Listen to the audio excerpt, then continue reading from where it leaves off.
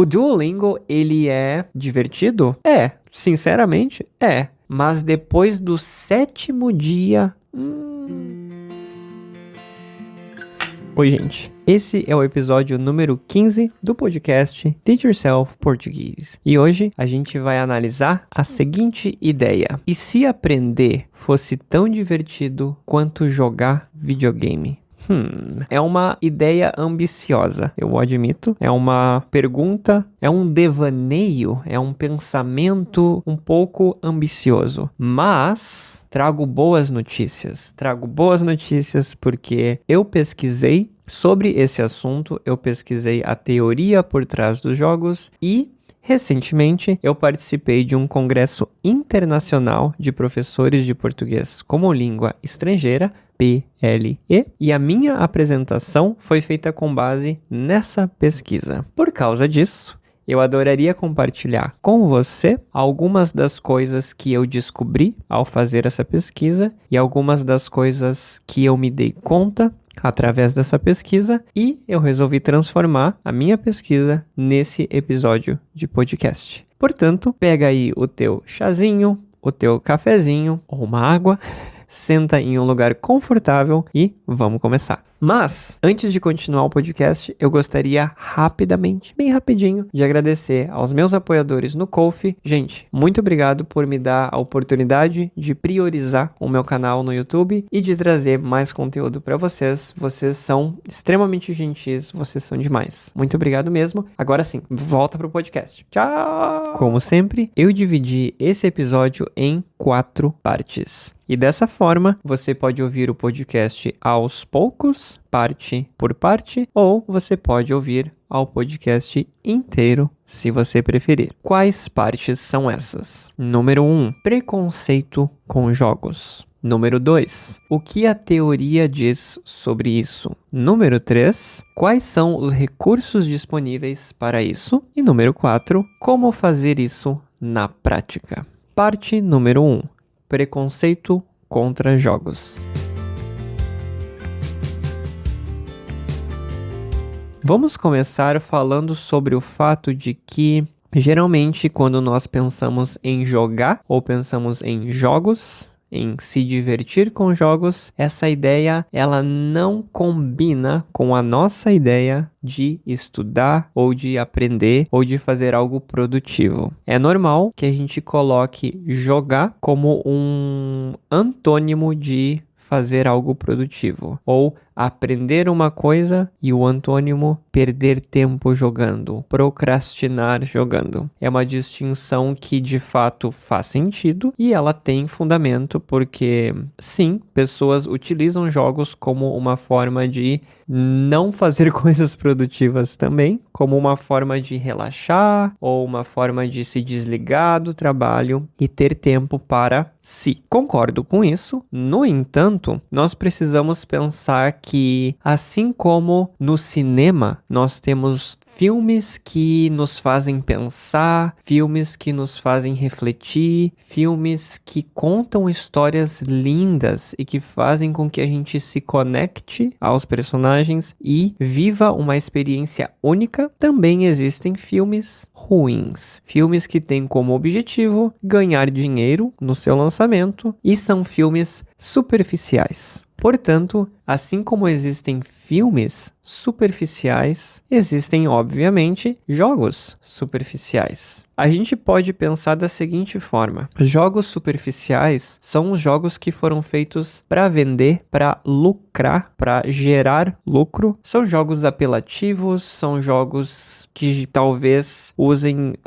ação, violência, são jogos que podem usar artifícios apelativos para manter o jogador viciado e conectado ao jogo. Esses jogos existem e, é fato, as pessoas costumam jogá-los. Por outro lado, existem jogos profundos que são histórias com enredos extremamente bem desenvolvidos, com conceitos artísticos únicos, com narrativas cativantes, com personagens com os quais a gente se identifica e a gente pode ter uma experiência única ao jogar esses jogos. Então, em primeiro lugar, existem bons jogos e existem jogos ruins. Assim como a mesma coisa pode ser dita sobre filmes, livros e música. Eu acho que isso é uma distinção importante para a gente começar, mas os exemplos que eu vou dar hoje e as coisas que eu vou falar sobre talvez não se apliquem a todos os tipos de jogos ou a qualquer jogo. Assim como um crítico de cinema não vai dizer que um clássico tem o mesmo valor artístico que um campeão de bilheterias atual, a mesma distinção de valor pode acontecer dentro do mundo de jogos também. E o motivo pelo qual eu comecei através desse tópico é porque recentemente eu tive uma experiência muito legal, muito legal como professor. Eu tenho uma aluna, oi Paulinha, eu tenho uma aluna que não joga videogame, ela não joga jogos. Na verdade, ela nem tem televisão em casa.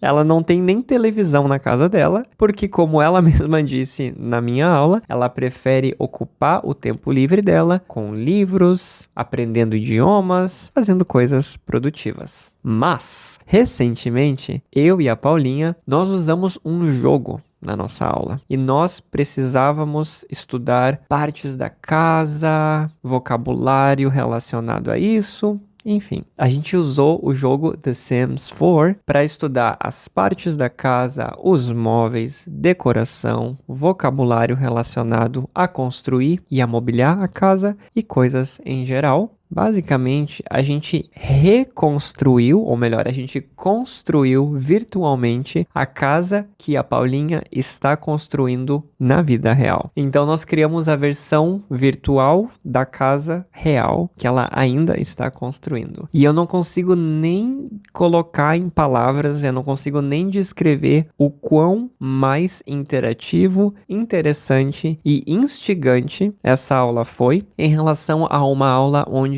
eu só ia escrever ou digitar as palavras, talvez mostrar fotos, mas não é a mesma coisa, porque ali nós estávamos dentro da casa dela, da casa virtual dela, da versão virtual da casa dela.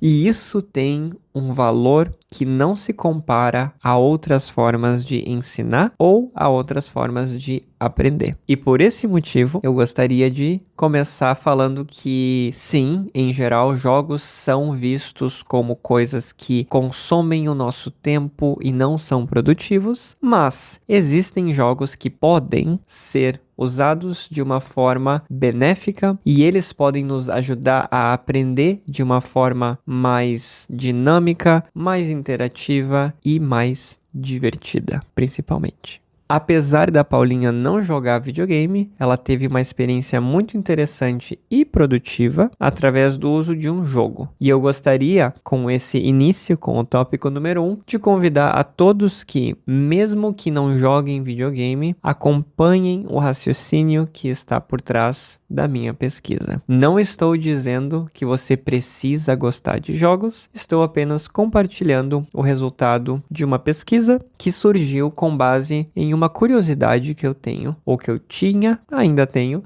porque eu particularmente amo jogar e eu tenho certeza que os jogos fizeram com que o meu aprendizado da língua inglesa acontecesse de forma muito mais eficiente e dinâmica. Portanto, vamos para o tópico número 2 e vamos entender a teoria por trás dos jogos e a teoria por trás do processo de aprendizagem para ver se tem alguma coisa em comum entre os dois. Tópico número 2. Para o tópico número 2, eu gostaria de propor a seguinte provocação. Provocação como uma ideia que vai deixar vocês pensando, será? Será que é verdade? Após analisar a teoria de desenvolvimento de jogos e compará-la com a teoria de aquisição de linguagem, eu cheguei à seguinte conclusão. O que a teoria de desenvolvimento de jogos considera como ser divertido e o que a teoria ou algumas das teorias de aquisição de linguagem considera como aprender são praticamente sinônimos, entre aspas aqui. Então, divertir-se e aprender são sinônimos, ou quase sinônimos. E eu tenho maneiras de provar isso para vocês, pelo menos do ponto de vista da provocação, do ponto de vista de, talvez. Então, vamos começar com desenvolvimento de jogos. Eu estou usando como base um livro que se chama A Theory of Fun, escrito por Ralph Koster.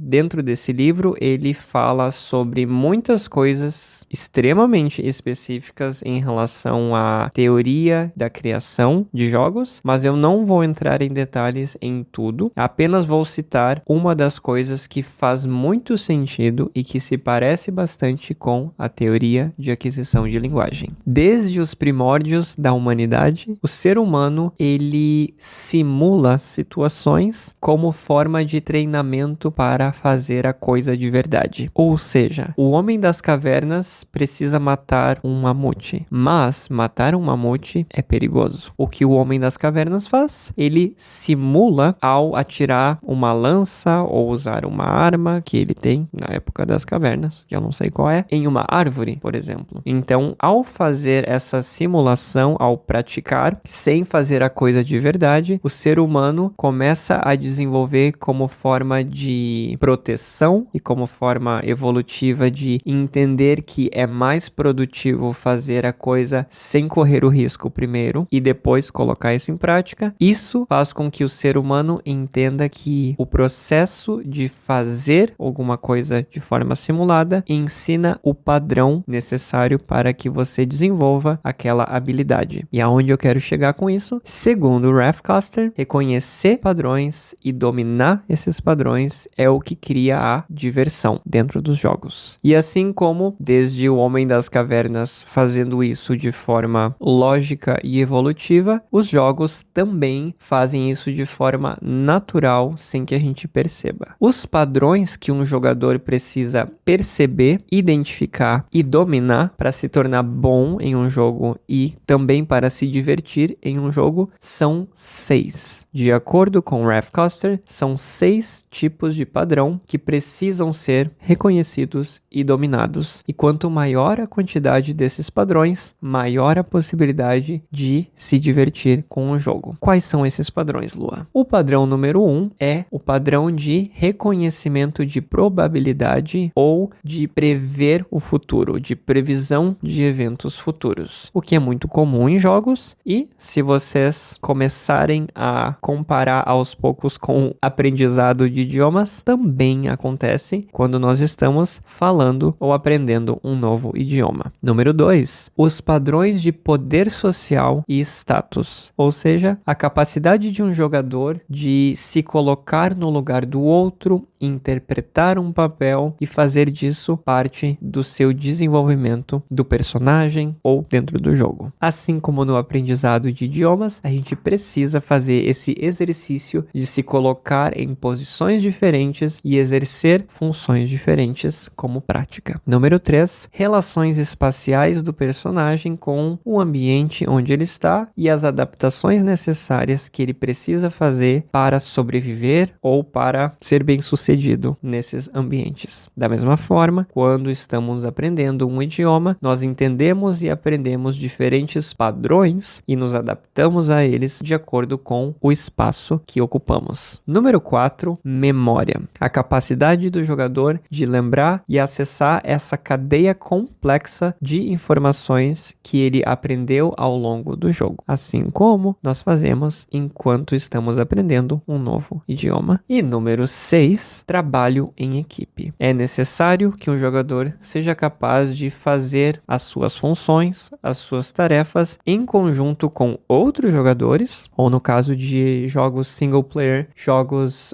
que você joga sozinho, fazer isso talvez com os personagens do próprio jogo. E eu não preciso nem dizer que no aprendizado de idioma, obviamente, isso é extremamente necessário também. Porque, afinal de contas, nós aprendemos o idioma com o objetivo de nos comunicarmos com outras pessoas. Então, essa ideia de que reconhecer esses padrões e dominar esses padrões é o que faz o jogo ser divertido, e quanto maior a quantidade deles, maior a possibilidade de se divertir, isso tem uma relação muito semelhante e interessante com algumas visões que nós temos em relação à aquisição de linguagem. Então vamos mudar de perspectiva agora, falando especificamente de aprender idiomas. De acordo com Noam Chomsky, por exemplo, existe uma gramática inata e nós todos temos acesso a essa capacidade de reconhecer língua ou linguagem e, através desse reconhecimento, aprendê-lo. Ou seja, em outras palavras, que nós temos a capacidade inata de reconhecer padrões linguísticos, nos acostumarmos com ele, dominá-los e, consequentemente, usar isso para que nós possamos aprender o idioma e nos comunicarmos. De novo, reconhecimento de padrões, domínio de padrões para a diversão, no desenvolvimento de jogos, para o aprendizado, de acordo com a linguística. Então, já ficou claro que esse reconhecimento de padrão é uma possibilidade dentro da teoria linguística. Mas, de acordo com outro linguista, Stephen Krashen, esses padrões não podem ser apenas padrões e ponto. Eles precisam ser padrões que carregam algum tipo de mensagem. Para Krashen, quando nós reconhecemos um padrão e esse padrão ele carrega um sentido que não é apenas de aprenda essa frase, aprenda essa palavra, quando existe de fato, de verdade, uma mensagem sendo transmitida, é aí que o aprendizado acontece de verdade.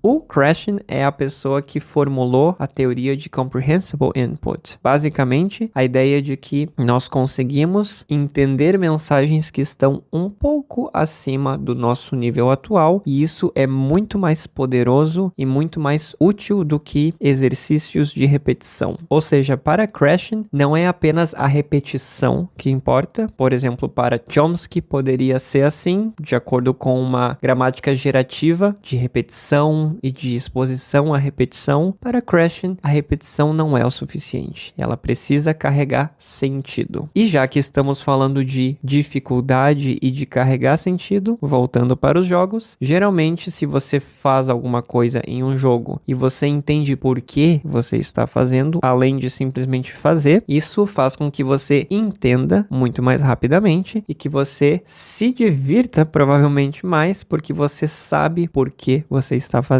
aquilo. Outro teórico que eu gostaria de acrescentar a essa discussão é Vygotsky e a zona de desenvolvimento proximal, que é um artifício usado tanto em sala de aula como recurso pedagógico para ensinar, mas também é muito bem explorada por desenvolvimento de jogos ou por desenvolvedores de jogos, como por exemplo os jogos da Nintendo são geralmente muito bons em aplicar a zona de desenvolvimento proximal. O que é isso, Lua? Basicamente, é a ideia de que o conhecimento que eu já tenho, somado a um conhecimento próximo, um pouco além daquele que eu já tenho, faz com que eu consiga aprender de maneira mais natural e de maneira mais eficiente. Ou o meu conhecimento, o conhecimento que eu já tenho, aliado ao conhecimento de outros que estão à minha volta, juntos também fariam o aprendizado acontecer de maneira maneira mais natural e mais eficiente. De novo, essas três coisas: reconhecimento de padrão, mensagens que carregam sentido e não são muito mais difíceis do que eu já estou acostumado e que eu possa utilizar para complementar o que eu já sei. Essas três coisas são teorias da aprendizagem, mas, de novo, combinam perfeitamente com a teoria de desenvolvimento de jogos, que basicamente fala que identificar padrões e dominar padrões é o que causa diversão, é o que cria a diversão. Eu sei que isso pode soar um pouco complexo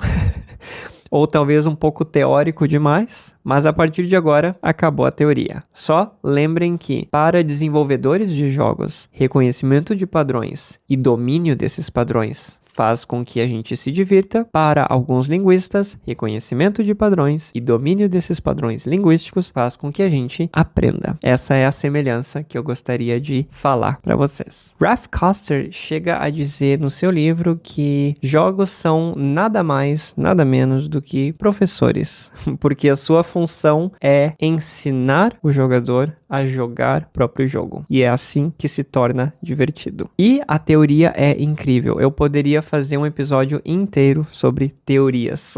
Mas eu estou aqui para falar também da aplicação prática. Como isso pode acontecer na prática, ou como isso acontece na prática. Então, nós vamos para o tópico número 3, que é: quais são os recursos disponíveis para isso? Então, lembrando, a coisa mais importante é que a semelhança nessas teorias está no fato de que, para os jogos, é necessário identificar padrões e dominar esses padrões, e para o aprendizado de idiomas, é necessário identificar padrões linguísticos e dominar os padrões linguísticos. Pensando nisso, nós vamos para uma parte mais prática desse podcast, que é falar sobre exemplos, ou melhor, onde podemos encontrar esse aprendizado acontecendo hoje em dia. Então, vamos para a parte número 3. Quais são os recursos disponíveis para isso? Na minha apresentação original, eu estava falando com outros professores. Eu estava falando para outros professores e como eles podiam transformar as suas aulas em aulas mais interativas através de jogos. Aqui, obviamente, a minha ideia é mostrar para vocês, pessoas que estão aprendendo português, como jogos podem ajudar você a aprender português de uma maneira mais divertida, em primeiro lugar, e eficiente também. Então, vamos aos exemplos. O primeiro recurso que nós temos à disposição, e isso depende de você fazer aula com outra pessoa, ou se você estuda sozinho, se você é autodidata, de você aplicar o que eu vou falar agora às suas próprias tarefas. Então, em primeiro lugar, eu acho que uma maneira de fazer com que jogos façam parte do seu aprendizado é através de ludificação. É um termo que geralmente é referido com a palavra em inglês, gamificação, e não ludificação, mas algo que é lúdico é algo que é um jogo e vice-versa. Então, gamificar, usando a palavra do inglês, ou ludificar, significa transformar uma atividade ou uma tarefa que você já faz normalmente em uma versão mais interativa, pegando elementos emprestados dos jogos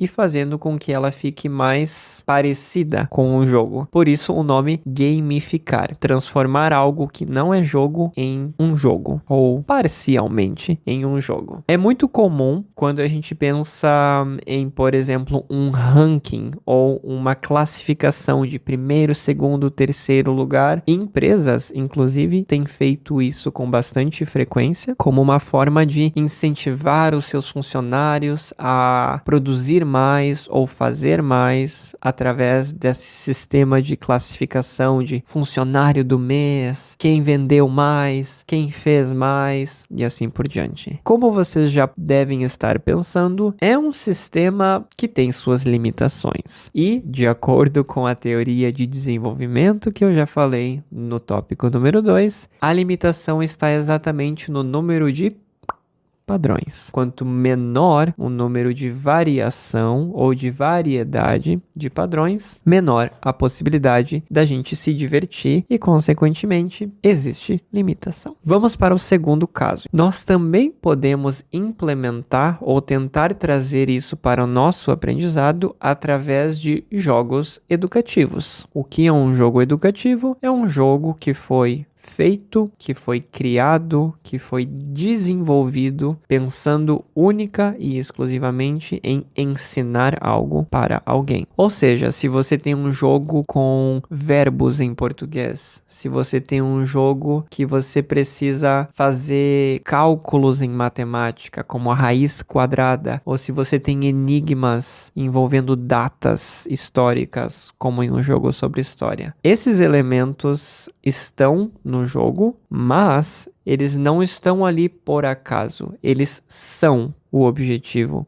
do jogo. Ou seja, se você encontrar na internet qualquer jogo de português, e por favor, coloquem nos comentários todo e qualquer jogo de português que vocês encontrarem para aprender português, porque eu adoraria conhecer mais jogos para aprender português. Se vocês jogarem esses jogos, o que vai acontecer? Os padrões aos quais vocês vão estar expostos é uma quantidade limitada de padrões, mais uma vez. Porque assim que você entender, é assim que eu ganho pontos, é assim que eu completo, é assim que eu atinjo o objetivo, a diversão acabou. Como a gente já viu na teoria, se a gente tem um número limitado demais e a variedade não é o suficiente para a gente explorar, a gente acaba não se divertindo. Então a gente pode pensar que gamificação e jogos educativos sofrem do mesmo problema, que é o problema do jogo da velha. Número limitado de padrões para a gente reconhecer e dominar. Consequentemente, não é divertido, Lua. Um exemplo clássico é o nosso querido Duolingo.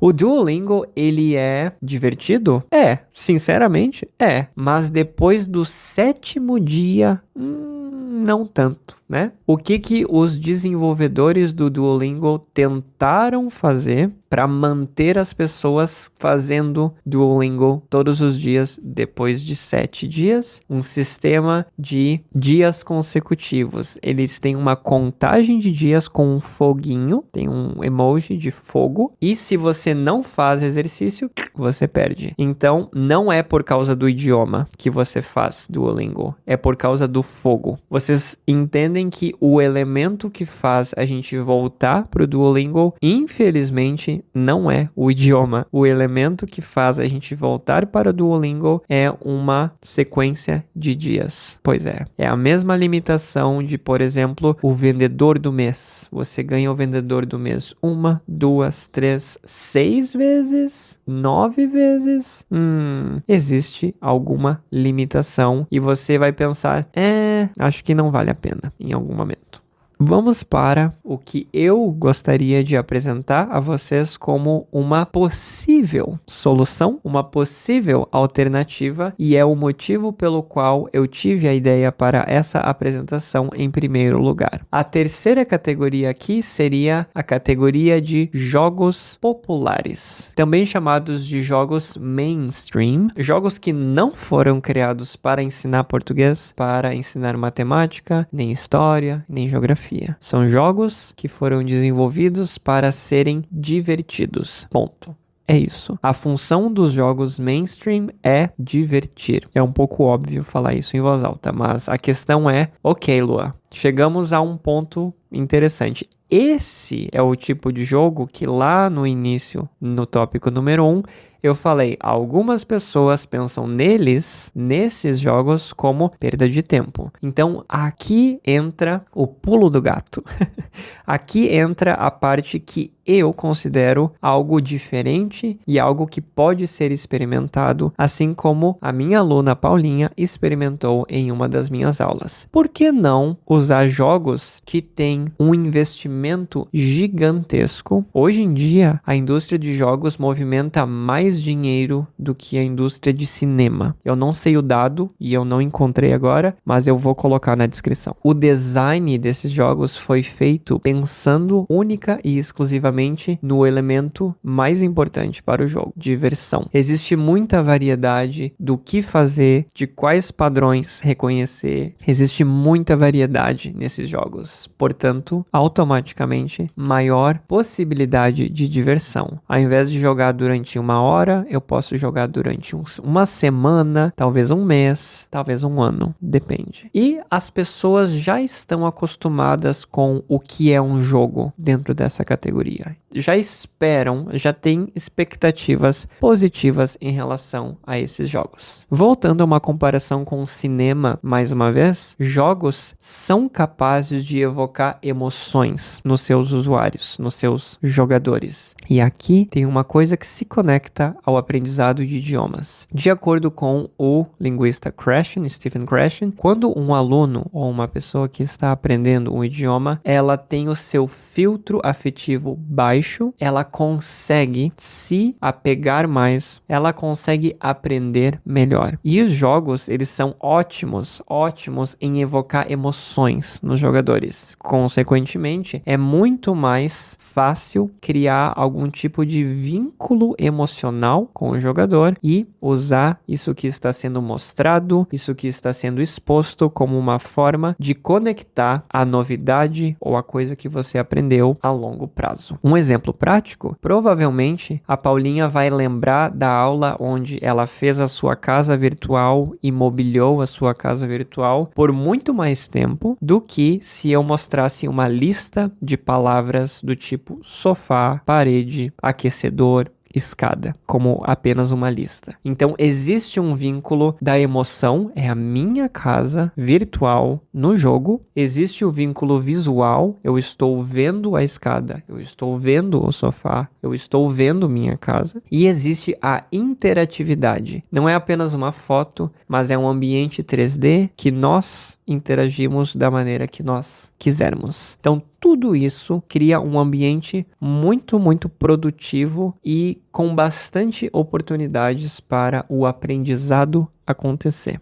Portanto, para nós que estamos aprendendo idiomas, e agora é uma questão totalmente pessoal, eu acho que se eu passar 30 minutos no Duolingo repetindo frases que talvez não são tão úteis assim, e eu passar 30 minutos jogando The Sims em um idioma que eu estou aprendendo, eu tenho certeza que nesses 30 minutos eu vou ser exposto a mais oportunidades de aprendizado, de coisas relacionadas ao dia a dia, as coisas que eu estou vendo e de forma interativa e provavelmente divertida. E no Duolingo vai ser apenas mais uma sessão de repetição de frases que às vezes não fazem sentido, mas de qualquer maneira é um sistema muito limitado de padrões. Essa é a minha opinião e eu gostaria de convidar vocês a fazer um teste. Se vocês jogam alguma coisa, eu recomendo trocar o idioma para português. No começo vai ser difícil, no começo vocês vão ficar totalmente perdidos e vocês vão se sentir desafiados pelo jogo e pelo idioma para entender o que eu faço, onde eu clico, mas tentem fazer isso com um jogo que vocês já estão relativamente familiarizados ou familiarizadas e me contem nos comentários como foi a experiência de vocês. Eu gostaria de dar mais exemplos e eu gostaria de dar algumas sugestões. Isso nos leva ao tópico número 4, como fazer isso na prática.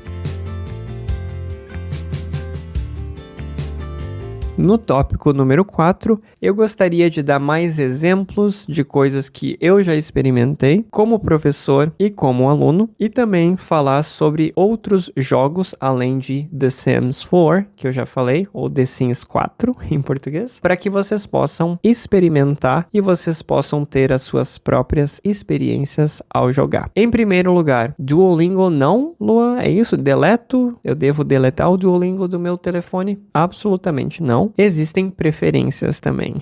Algumas pessoas preferem exercícios de repetição e algumas pessoas aprendem melhor com exercícios de repetição. Então, eu não estou aqui para dizer que Duolingo não é bom, que você não deve usá-lo. Se você se diverte e se você sente que você está aprendendo, por favor, continue. Mas eu estou aqui para dar algumas alternativas caso você se canse do Duolingo em algum momento. E eu acho que isso vai acontecer, porque Duolingo tem as suas limitações. Mais uma vez, lembrem que a minha apresentação foi feita para professores. Então eu estava dando sugestões para outros professores explorarem esses jogos com os seus alunos. Não é o caso de vocês, mas quais jogos eu já usei e eu acho que eles podem trazer muitas oportunidades para você aprender um idioma. Número 1, The Sims 4. O The Sims 4 é nada mais que um simulador de vida. Quando a gente é criança, a gente brinca de casinha em português. Quando você finge que você é um adulto e você vive uma vida de adulto, isso se chama brincar de casinha. Então, basicamente, o The Sims 4 é o brincar de casinha virtual e é isso.